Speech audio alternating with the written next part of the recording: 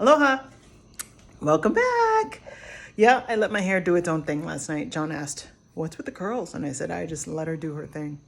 You do you. I'll let my hair do her.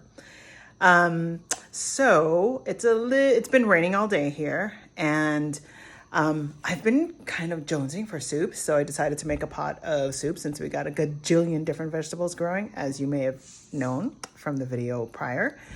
And I was like, oh, shoot, I didn't get anything to go with it because, yeah, my spirit animal is bread.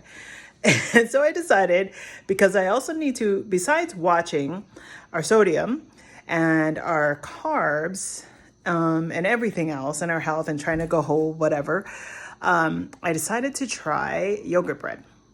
Yes, I need the protein. And so there you go. And it takes no time. It's non-yeast, so it's non-rising, so you don't have to wait. So let's see what it is. I've got 2 cups of self-rising flour and 1 2/3 cup of yogurt. You choose your yogurt. This is non-fat Greek plain yogurt. If you don't have self-rising flour, you can just use all-purpose flour.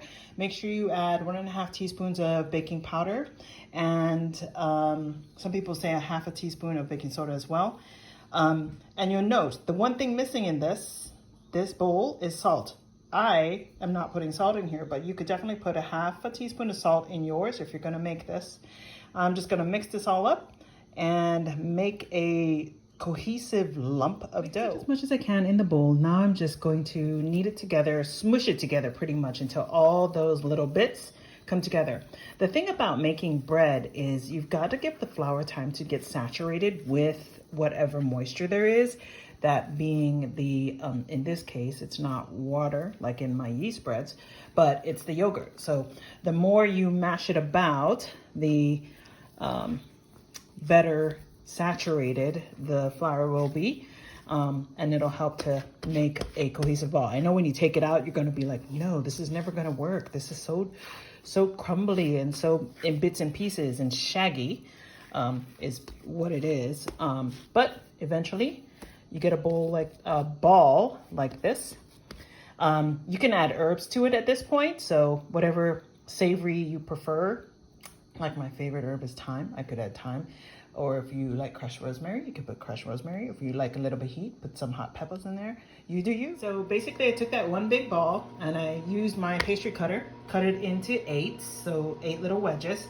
Then I'm rolling it up in a ball, and then I'm using my rolling pin and a little bit of flour to make it flat. And these are, and I apologize if I didn't say these earlier, Greek flatbread. So it's kind of like naan. And the best thing about flatbread is it's not a pita, which means it don't have to be a circle. It can be what you want. It's gonna be good.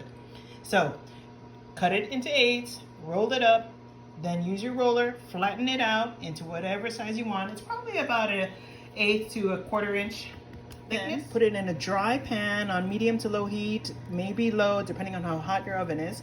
Then you'll see it start to cook up and get dry. And that's what you're doing. Basically, you're just cooking the flour that's been yogurted, for lack of a better word. So it's kind of like a pita, but it's more a flatbread, like a naan. Not a naan recipe. I love naan. I miss naan. This is no ghee in it. But it's still really, really good. It'll be nice with my cabbagey soup. I'll show you what that looks like. There. It's got cabbage, green beans, garbanzo beans, tomatoes, carrots, onions. I put, yeah. And I think I added, one Italian sausage link for flavor. And herbs, thyme, oregano, whatnot. So this is looking good. You can see how it's browning, basically to your doneness. And that's it. And you'll get a little pile like these right here. I have them in my tortilla warmer just so that they stay warm for dinner. But that's it, baby. That's your yogurt flatbread.